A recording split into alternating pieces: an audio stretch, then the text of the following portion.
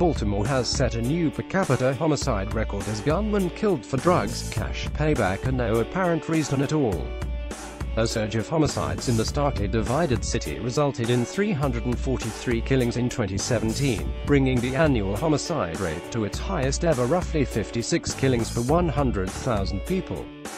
Baltimore, which has shrunk over decades, currently has about 615,000 inhabitants. Not only is it disheartening, it's painful, Mayor Catherine Pugh told the Associated Press during the final days of 2017, her first year in office. The main reasons are the subject of endless interpretation. Some attribute the increase to more illegal guns, the fallout of the opioid epidemic, or systemic failures like unequal justice and a scarcity of decent opportunities for many citizens. The tourism-focused inner harbor and prosperous neighborhoods such as Canton and Mount Vernon are a world away from large sections of the city hobbled by generational poverty.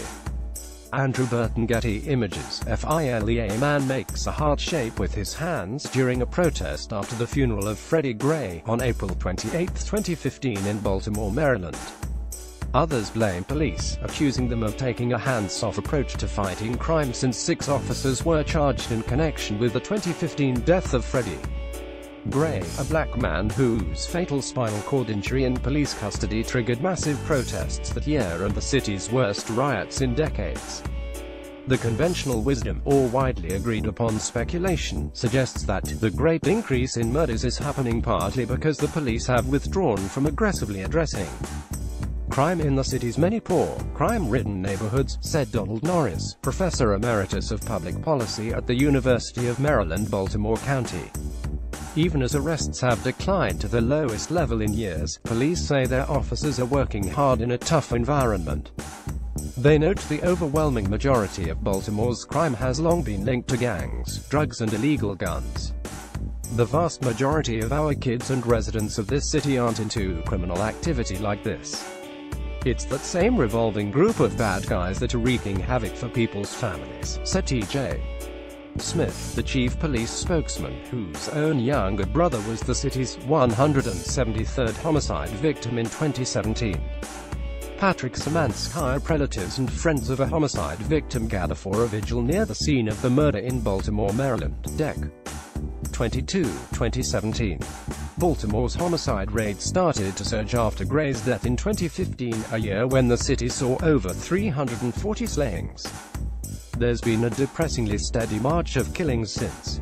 Violent crime rates in Baltimore have been notoriously high for decades, and some locals sardonically refer to the city as Body More due to the annual body count.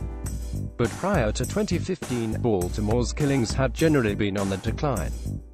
Before rates in recent years eclipsed it, Baltimore's homicide rate had peaked with 353 killings in 1993, or some 49 killings per 100,000 people.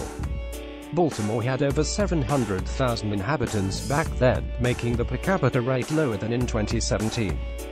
Patrick Sharkey, a sociologist at New York University, described Baltimore as a place where there is an urgent need to make sure that neighborhoods do not continue to fall apart and the population doesn't give up on the city.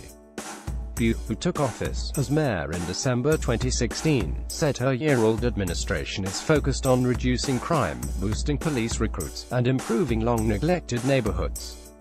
She told attendees at a candlelight vigil she hosted for victims of violence that this will become the safest city in America. Attending the vigil were Norman and Devon Armstrong, who struggled for words to describe the heartache since losing the son, Sean, to gun violence. The working family man, a 31-year-old father of 3, was fatally shot at a Baltimore car wash in September. His murder is unsolved. The kids out there with guns don't care about anything, said Norman Armstrong, the pain of grief etched on his face. Among the names behind the 2017 numbers is Jonathan Tabash, a 19-year-old college student who embodied the best hopes of his Baltimore community. Police say the sophomore at Morgan State University was shot to death. Dec. 18 after stumbling onto a robbery in progress outside a convenience store near his family's home.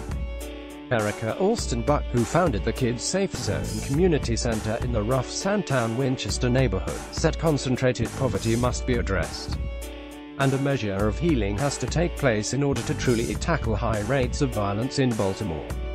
Hurt people hurt people. No one's doing anything to close those holes in the souls, she said. As long as no one does that, nothing is going to change. Follow David McFadden on Twitter, https://twitter.com/McFad.